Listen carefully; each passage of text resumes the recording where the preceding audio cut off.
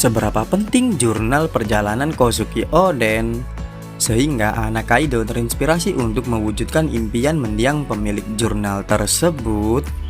Halo teman-teman, jumpa lagi dengan anak buah Bagi dalam review manga One Piece chapter 984. Tanpa panjang lebar lagi, mari kita bahas cerita sampul chapter kali ini terlebih dahulu. Cerita sampul Oh Keluargaku dari Beji memasuki volume 27, di mana Pawn mengaku kepada Lola dan Chiffon sebagai ayah kandung mereka. Ekspresi terkejut Lola dan Chiffon sangat khas ala penggambaran Oda, dan ini sangat menghibur sekali. Sekarang kita lanjut membahas kelebihan chapter kali ini. Yang pertama adalah Tobiropo belum berakhir. Di chapter ini terlihat Bechuan dan Ulti tidak butuh bantuan tenaga medis dan bangkit kembali. Meskipun di chapter sebelumnya mereka telah dihajar oleh Luffy dan Yamato. Selain terungkap fakta bahwa pemilik kekuatan buah iblis Zoan Dinosaurus memiliki daya tahan yang luar biasa. Di sini juga telah terkonfirmasi hubungan dari Ulti dan Bechuan. Ternyata mereka benar-benar bersaudara. Semoga saja Sasaki bisa melepaskan diri dari rantainya supaya Tobiropo bisa membuat alur ceritanya lebih menarik ke depannya. Yang kedua, kita bisa melihat ketegasan sifat Luffy di chapter kali ini. Di sini terlihat jelas bahwa Luffy mempunyai prioritas dalam tujuannya mengalahkan Kaido. Meskipun tak merasakan niatan jahat pada diri Yamato, akan tetapi Luffy masih berpegang kepada tujuannya dan tak asal ikut dengan Yamato. Keduanya pun sempat bentrok. Kemampuan Luffy sebagai pemimpin perlahan tapi pasti berkembang ke arah yang lebih baik. Yang ketiga, pertunjukan utama segera dimulai. Saat Momo akan dieksekusi oleh Orochi, Kaido menginterupsi acara tersebut karena Kaido ingin membuat eksekusi Momo menjadi lebih menarik dengan menambahkan sesuatu yang masih membuat kita penasaran. Tak hanya itu, Kaido pun ingin mengumumkan sesuatu yang membuat kita penasaran sejak chapter 979. Apalagi saat ini Kaido ditemani oleh 3 komandannya.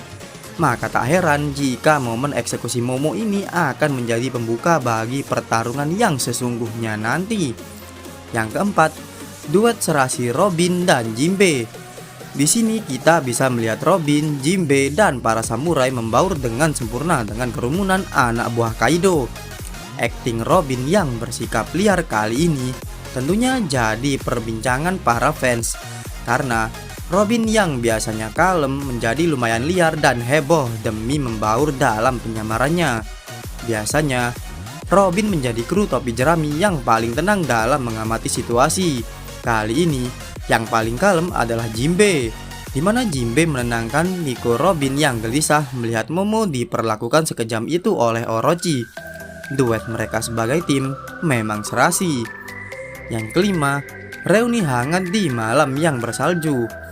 Para sarung pedang merah telah berkumpul di pintu belakang kastil Kaido, kecuali Kinemon dan Denjiro yang masing-masing menyerang dari sisi samping. Okiku yang biasanya terlihat kalem kali ini menangis layaknya anak kecil ketika ia bertemu lagi dengan kakaknya, yaitu Izo. Para sarung pedang merah yang lain pun sedikit bernostalgia ketika bertemu Marco dan Nekomamushi. Sedikit nostalgia yang meningkatkan moral mereka sebelum berperang. Tentunya ini hal yang bagus dan secara tak langsung bisa mempengaruhi semangat para pembacanya. Yang keenam, Yamato menjadi MVP 2 chapter berturut-turut. Setelah tampil mengesankan dalam debutnya, kini Yamato kembali menjadi topik perbincangan hangat para penggemar One Piece di seluruh dunia. Mulai dari ceritanya kepada Luffy, kisah latar belakangnya yang sedikit demi sedikit terungkap, hubungannya dengan Ace, hingga wujud aslinya. Anak Kaido ini sangat luar biasa. Selain membuat para fans jatuh hati, anak buah Bagi berencana mengulasnya lebih jauh lagi dalam analisis detail menarik di chapter ini. Ini sangat mengejutkan. Menurut saya tak ada kekurangan di chapter 984 kali ini, karena terdapat porsi adegan aksi, drama, kejutan, dan pembangunan intensitas alur cerita dalam porsi yang berimbang. Semua hal tersebut berpadu sempurna pada chapter kali ini. Mungkin beberapa orang akan mengeluhkan kalimat horor minggu depan libur sebagai hal yang menyebalkan. Karena setelah libur di pekan sebelumnya, kini bakal libur lagi di pekan depan. Tapi libur tersebut tentu akan membuat antusiasme kita meningkat terhadap chapter yang akan keluar selanjutnya. Sekarang mari kita masuk ke segmen analisis detail yang menarik pada chapter kali ini.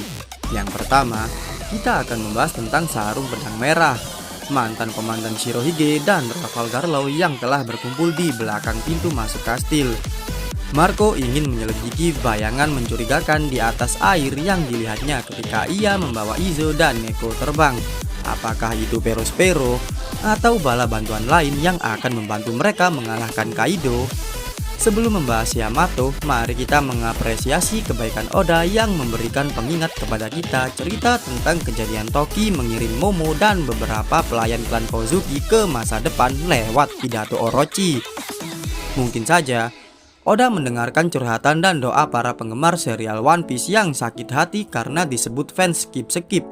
Lalu Oda mencoba memberikan pengingat alur cerita serialnya supaya tak ada lagi fans yang dibully karena kebanyakan skip cerita akibat doyan adegan gelutnya saja.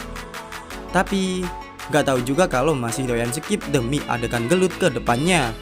Sekarang kita akan membahas tentang hal terbesar yang paling mengejutkan di chapter kali ini. Selamat kepada kalian yang berteori bahwa Yamato terinspirasi oleh sosok Kozuki Oden di momen 1 jam yang legendaris dan memiliki jurnal perjalanan di mana Oden menuliskan kisah petualangannya yang hebat. Tak hanya itu, ternyata Yamato adalah seorang wanita. Mengejutkan. Tapi tolong hargai para nakama yang pernah berteori bahwa Yamato adalah Oden. Meskipun teori mereka meleset, tetapi di halaman terakhir kita bisa melihat bahwa saking ngefansnya Yamato kepada Oden, di kotak pengenalan karakternya dituliskan Putri Kaido, orang yang mengaku sebagai Kozuki Oden, Yamato. Meskipun begitu, teori mereka tentang Yamato adalah Oden yang meleset masih ada benarnya. Di mana benarnya? Judul teorinya dan cara Yamato berpakaian saja. Selebihnya, ya begitulah. Mungkin saja berita kematian Oden tidak pernah sampai ke kelompok bajak laut Shirohige, karena ketika di Wano, Ace bertemu dengan Yamato yang mengaku sebagai Kozuki Oden. Sehingga ketika Ace telah bergabung kepada bajak laut Shirohige, Ace menceritakan pengalamannya saat berada di Wano bertemu dengan seseorang yang mengaku sebagai Kozuki Oden. Orang-orang yang mengenal Oden di kalangan bajak laut Shirohige mengira semuanya baik-baik saja. Jujur, menurut saya pribadi, desain karakter Yamato lumayan mencengangkan, di mana wanita yang tingginya 2 atau 3 kali lipat dari tinggi Luffy tersebut sangat memanjakan mata kita sebagai penggemar One Piece. Kombinasi cara bertarung, latar belakang, kekuatan, dan penampilannya sangat menarik sekali. Saya bahkan tak ragu untuk mengusulkan Yamato next nakama. Mengapa? Karena Yamato memiliki jurnal perjalanan Oden yang sangat menginspirasinya. Mungkin saja Yamato sangat tertarik untuk mengikuti jejak Oden berpetualang ke seluruh dunia karena membaca jurnal tersebut. Karena statusnya sebagai anak Kaido, mungkin membuat dirinya merasa seperti katak dalam sumur. Yamato bahkan ingin mewujudkan cita-cita Oden untuk membuka perbatasan negeri Wano. Di sini terungkap bahwa Yamato pernah mengungkapkan keinginannya untuk menjadi Kozuki Oden di depan bapaknya secara terang-terangan. Tak heran bapaknya marah dan menghajarnya, dan menganggap anaknya ini sebagai anak yang, you know lah, referensinya ada di chapter 979. Di sini yang menarik adalah jurnal perjalanan Oden. Benda ini tentunya sangat penting bagi siapapun yang ingin menjadi raja bajak laut. Karena Oden menuliskan kisah petualangannya sedari dia memulai petualangannya bersama dengan Shirohige hingga menemukan One Piece di Love Tale. Sepertinya Kaido tidak mengetahui keberadaan jurnal tersebut, karena di chapter 974 dan 983 Kita bisa melihat Kaido mencari informasi tentang Love Tale dari pengikut Oden yang disusupkan ke dalam kelompok sarung pedang merah. Lagi pula, jika Kaido mengetahui keberadaan jurnal ini, mungkin Kaido sudah menjadi raja bajak laut saat ini. Tapi nyatanya tidak kan? Tentunya keberadaan jurnal ini akan menjadi kunci yang penting bagi alur cerita arc Wano ke depannya. Oh ya, mengingat jurnal ini adalah kunci penting yang bisa membuat seseorang mencapai Love Tale, menemukan One Piece, dan menjadi raja bajak laut. Mungkin saja jurnal ini akan mengalami nasib yang sama dengan cetak biru Pluton ke depannya. Jadi, jangan berharap bahwa isi jurnal ini akan terungkap seluruhnya, karena sama saja dengan membocorkan akhir cerita dari One Piece. Subscribe kanal YouTube Anak Buah Bagi dan dapatkan ulasan chapter yang mantap seperti ini. Sampai ketemu lagi dengan Anak Buah Bagi di postingan selanjutnya.